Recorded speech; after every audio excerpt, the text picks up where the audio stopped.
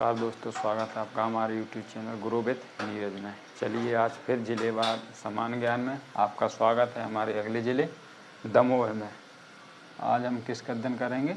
दमोह। तो दमोह किस संभाग का ज़िला है? तो दमोह है सागर संभाग का ज़िला। संभाग किस है? सागर संभाग का एक ज़िला है। पिछली क्लास में हमने टीकमगढ़ का अध्ययन किया था, तो आप उस वीडियो को ज़रूर देखें। दमोह के क्षेत्रफल की बात की जाए तो ये है 7,306 स्क्वायर किलोमीटर। 7,306 square kilometre. इसके दूसरे नाम यदि देखा जाए तो पीतल लंगरी भी इसको कहते हैं और तुंडीकेर नाम से भी इसको जाना जाता है। तुंडीकेर, पीतल लंगरी और के नाम से भी दमोह को जाना जाता है। कहीं कहीं पे आपको दमयंती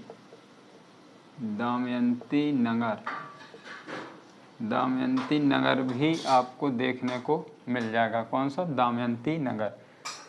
तहसील की बात की जाए तो दमोह ज़िले में कितनी तहसील है? 7 तहसील। कौन कौन सी हैं? हटा, बटियागढ़, पथरिया, दमोह या दमयंती नगर, पटेरा, जबेरा, तेंदुखेड़ा। तो ये इसकी 7 तहसील हैं। स्थिति यदि इसकी देखी जाए तो ये मध्य प्रदेश के कहाँ पे? उत्तर पूर्व में ये स्थित है। ग्राम पंचायत जो इसमें है वो 406 है। विधानसभा सीट 4 है और लोकसभा सीट 1 है। स्पर्श जिला यदि देखा जाए तो दमोह किन किन जिलों को स्पर्श करता है? तो वो 6 जिलों को स्पर्श करता है। किसको?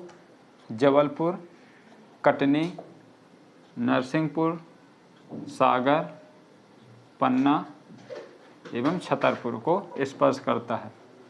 यहाँ से एक नदी निकलती, कौन सी नदी है वो? सोनार नदी। सोनार नदी पे आपको भदभदा वाटरफॉल और निदान जलप्रपात या निदान कुंड के नाम से भी जाना जाता है, आपको देखने को मिल जाएगा। रानी दुर्गावती अभ्यारण्य भी आपको यहाँ पे मिल जाएगा देखने को, और सद्भावना शिखर भी आप यहाँ पे देखने को आपको मिलेगा। यदि आपसे पूछा सद्भावना शिखर कहाँ है तो वो आपको लगाना है मध्य प्रदेश के दमोह ज़िले में सद्भावना शिखर है। आपसे पूछा जाए कि निदान कुंड कहाँ है तो निदान कुंड कहाँ है तो वो मध्य प्रदेश के दमोह ज़िले में है। दमोह ज़िले के इतिहास की बात की जाए तो यहाँ का इतिहास बहुत ही गजब का इतिहास है, क्योंकि ये एक ऐतिहासिक ज़िला भी है। बहुत ही यहाँ पे ऐतिहासिक राजाओं ने क्या किया है, यहाँ पे शासन किया। 5वीं सदी में यहाँ पे गुप्त साम्राज्य का शासन था। 5वीं सदी में 8 से 12वीं सदी में यहाँ पे चेदी साम्राज्य का शासन था, जिसमें किन का था? कलचुरी राजाओं का शासन रहा। चेदी साम्राज्य में कितना? कलचुरी राजाओं का शासन रहा। 14वीं शताब्दी में मुगलों का शासन था, जब इसको क्या सूबा के नाम से जाना जाता था। क्या? मुगलों का शासन था 14वीं शताब्दी में। 15वीं शताब्दी के आखिरी दशक में 15वीं शताब्दी के आखिरी दशक में किनका? गौड़ वंश का शासन था। गौड़ वंश के कौन राजा थे? संग्राम सिंह।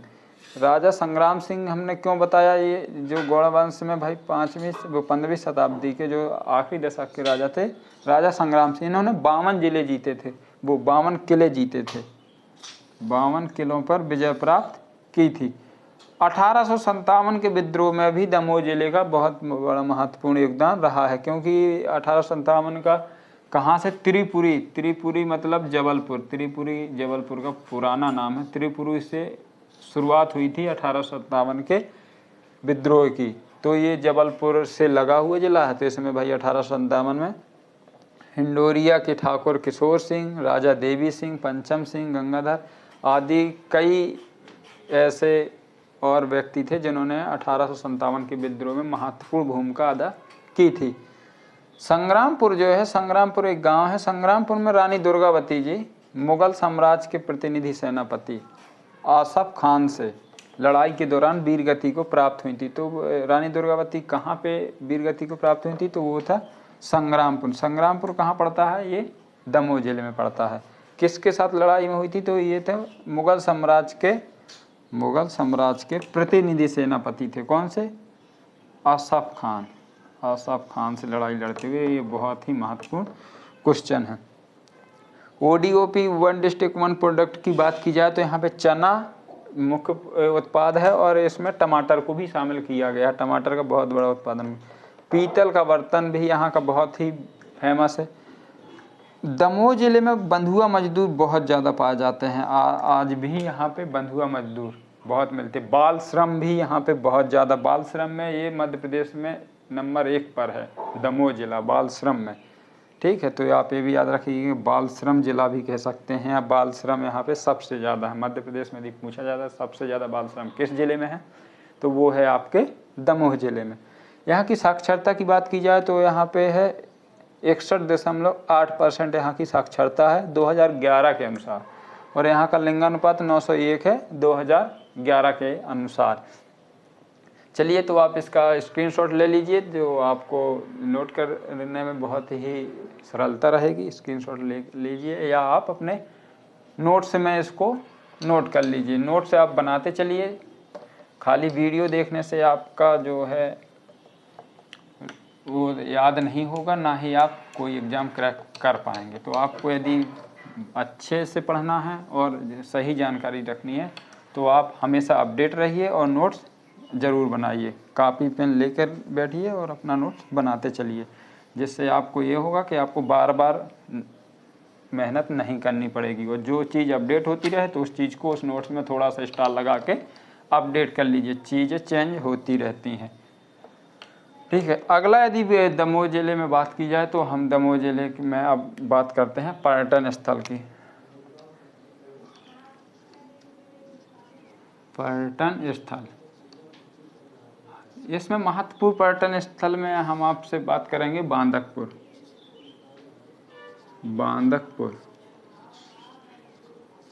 बांदकपुर में क्या है? बांदकपुर में देवों के देव भाई, देवों के देव श्री जागेश्वर मंदिर है। देव श्री जागेश्वर मंदिर, देव श्री जागेश्वर मंदिर है। किसने बनवाया था? ये बनवाया था दीवान बालाजी राव ने। कब बनवाया था ये? 1711 ईस्वी में इस मंदिर का निर्माण करवाया था। इसी परिसर में बांदकपुर में पार्वती मंदिर, पार्वती मंदिर भी है। ठीक है, अगला यदि यह बात करेंगे हम कुंडलपुर। कुंडलपुर एक बहुत ही फेमस जगह है। कुंडलपुर में अभी हाल ही में बहुत बड़ा जैन मंदिर बन रहा है। तो ये जैन तीर्थ स्थल है। यहाँ का मुख्य क्या है? पद्मासन में यहाँ पे आदिनाथ जी का विराजमान है। पद्मासन में कौन है? आदिनाथ जी यहाँ पे विराजमान है। ये बहुत ही वो है इम्पोर्टेंट क्वेश्चन है। यहाँ पे आपको कुंडलगिरी पर्वत पे ये चीज़ें हैं। तो आपको यहाँ पे देखने को मिलेगा कुंडलगिरी पर्वत, और तीर्थ जैन स्थल है कौन सा? कुंडलपुर, जहाँ पे आदिनाथ किस में है? पद्मासन स्थिति में है। जटाशंकर ये छतरपुर सीमा से लगा हुआ है। तो ये लेकिन जिला इसका दमोह लगता है। दमोह जिले में आता है जटाशंकर। यहाँ पे क्या है? यहाँ पे शिव मंदिर है, बाबा भोलेनाथ का मंदिर है, और यहाँ पे महाशिवरात्रि में मेला भी लगता है। अच्छा, यहाँ पे बांदकपुर में बड़े बाबा का मेला भी लगता है। बड़े बाबा का मेला कहाँ लगता है? तो वो बांदकपुर में लगता है। यदि एक मेला और लगता है, बुंदेली मेला का आयोजन भी होता है। बुंदेली मेला का आयोजन, बुंदेली मेला भी कहाँ पे लगता है? दमोह में लगता है। इसी को ओजस्विनी भी कहते हैं। ओजस्विनी भी इसी मेले को कहते हैं। ओजस्विनी समारोह भी इसी को कहते हैं। अगले यदि इसकी बात की जाए तो वो है सिंगौरगढ़ का किला।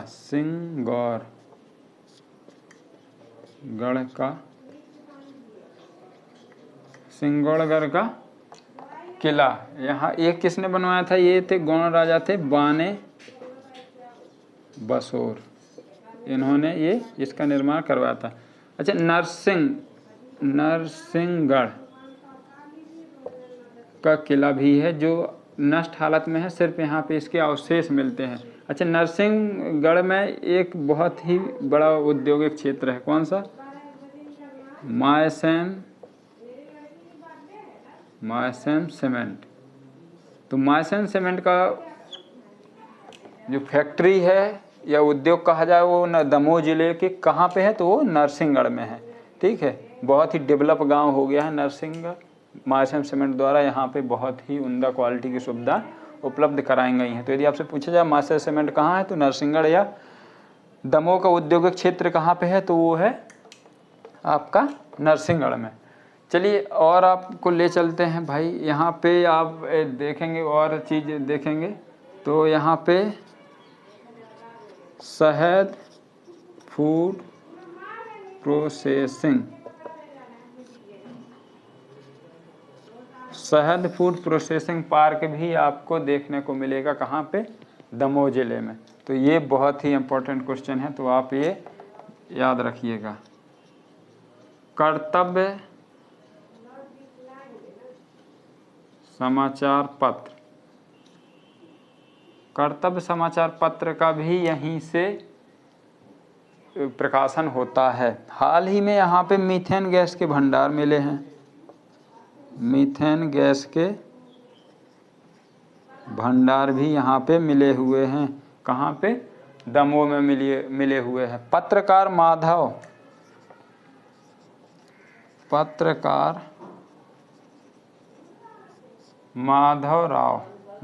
राव, ये क्या थे? माखन लाल चतुर्वेदी जी के क्या थे? आध्यात्मिक गुरु थे। और इनको क्या? सीजी छत्तीसगढ़ के पत्रकारिता के जनक भी कहा जाता है। किनको कहा जाता है भाई? तो पत्रकार माधवराव जी को छत्तीसगढ़ के पत्रकारिता का जनक भी कहा जाता है और इन्हें माखनलाल चतुर्वेदी जी के आध्यात्मिक गुरु भी कहा जाता है। इनका जो संबंध है वो दमोह से, इनका जन्म दमोह में ही हुआ था। एक स्थान है यहाँ पे साकोर से पौराणिक काल के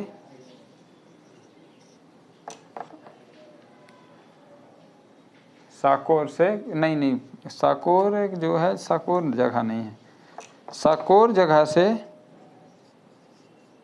साकोर से गुप्तकालीन क्या मिले थे? सिक्के मिले हुए थे, सिक्के। और संग्रामपुर से, जो संग्रामपुर है, साकोर नहीं संग्रामपुर है, संग्रामपुर से पौराणिक काल के पाषाण मतलब पत्थरों के हथियार मिले थे। ठीक है, ये बहुत ही इंपॉर्टेंट है। यदि आपसे पूछे साकोर में क्या मिला था, तो गुप्तकालीन सिक्के मिले थे। इनकी संख्या 24 बताई जाती है, लेकिन हम संख्या को ज़्यादा महत्व नहीं देंगे, सिर्फ सिक्कों को देंगे। संग्रामपुर क्या था? पौराणिक काल के पाषाण हथियार मिले हुए थे।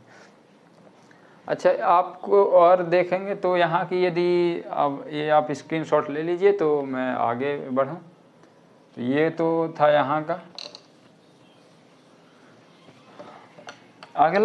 अगली बात हम करेंगे यहाँ की सिंचाई परियोजना। सिंचाई परियोजना में ज़्यादा खास यहाँ कुछ है नहीं, एक दो छोटी छोटी परियोजना हैं, तो उन्हीं के बारे में हम बात कर लेते हैं। एक तो है पंचम नगर सिंचाई परियोजना, एक है सीतानगर सिंचाई परियोजना, एक है जुड़ी परियोजना सिंचाई परियोजना है। तो ये हम लोग इनको देखेंगे। आप यहाँ पे एक देखेंगे गिरि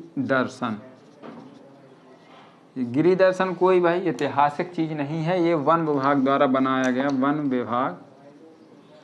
वन विभाग द्वारा बनाया गया कमवाच टावर है। यहाँ पे आपको निदान कुंड या निदान जलप्रपात भी आपको देखने को मिल जाएगा, जिसकी ऊंचाई 100 फीट है, समथिंग है। और ये किस नदी पे है? तो ये सुनार नदी पे स्थित है। अगला नोहलेश्वर मंदिर, नोहलेश्वर मंदिर आपको यहाँ पे देखने को मिल जाएगा। कौन सा मंदिर? नोहलेश्वर, नोहलेश्वर मंदिर जो है ये किसके लिए प्रसिद्ध है? ये भाई कल्चुरी स्थापना का बेजोड़ नमूना है। कौन सा? नोहलेश्वर मंदिर। कौन सी स्थापना का? तो ये कल्चुरी स्थापना का बेजोड़